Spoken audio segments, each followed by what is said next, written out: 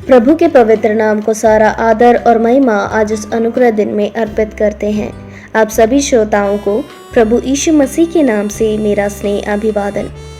नीति वचन उसका 13वां अध्याय उसका 12वां वचन।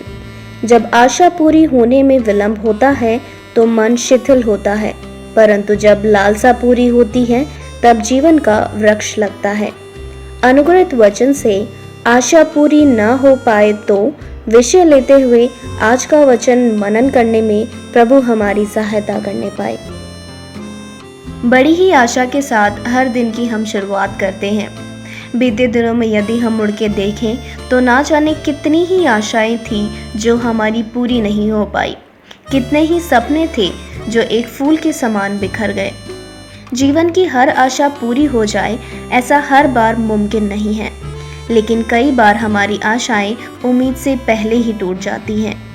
पढ़े गए वचन में जिस प्रकार पढ़ा, ये हमारे मन को शिथिल और निराश कर देता है।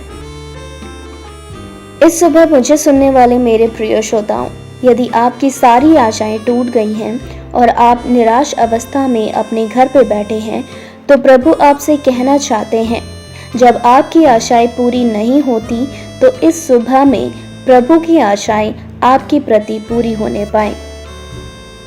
सन 1875 में इंग्लैंड के वासी एक लंबी यात्रा करके जापान में बड़ी ही आशा के साथ पहुंचे। जापान में टोक्यो में स्थित इंपीरियल कॉलेज ऑफ इंजीनियरिंग स्थापना में एक प्रोफेसर के रूप में काम करने के लिए वो वहां गए थे। वे बहुत खुश थे कि अब उनकी सारी आशाएं पूरी होने वाली है, लेकिन जिस दिन वो वहां पहुंचे उसी रात साधारण रूप से जापान में होने वाला भूकंप उस रात भी हुआ। उस रात के भूकंप के कारण वो एक पल भी सो नहीं पाए। बहुत ही डर कर उन्होंने वो रात गुजारी। उन्होंने सोचा कि उनकी आशा के विपरीत उनकी जान को खतरा हो सकता है, इसलिए उन्होंने सोचा कि अगली सुबह वो वहां से लौट जाएंगे। लेकिन सुबह होने से पहले ही उनके हृदय में ये ख्याल आया कि वो एक माइनिंग इंजीनियर है, तो इस भूकंप के भय खाकर वो क्यों वापस लौट जाएं। उन्होंने ये निर्णय लिया कि वो डर कर नहीं भागेंगे। भूकंप के बारे में अधिक अध्ययन वो करने लगे।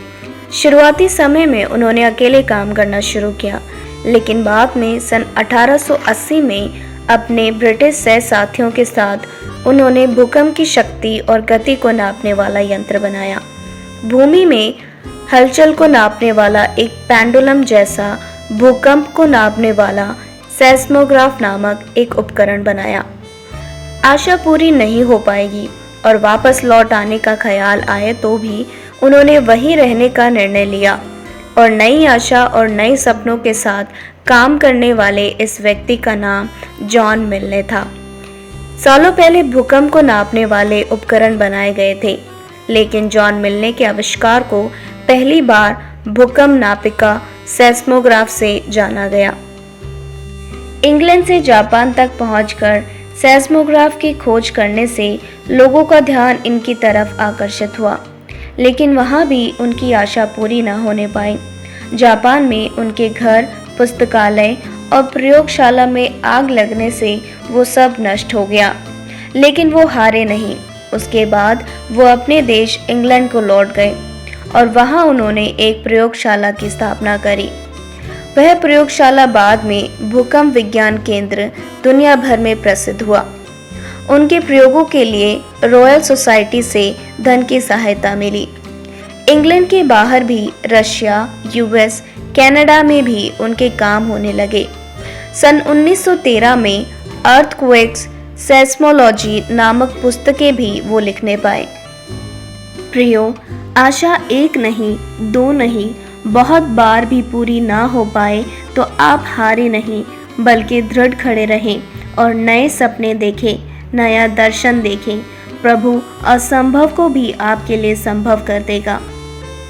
प्रेरित पौलुस के साथ 276 जन जहाज में तूफान से बचकर माल्टा द्वीप में पहुंचे, लेकिन वहां भी अप्रत्याशित रूप से पौलुस के हाथ में सांप लिपट गया। उसने उसे झटक दिया, जिससे माल्टा द्वीप के लोगों के बीच में वो प्रभु यीशु मसीह का परिचय कराने पाया।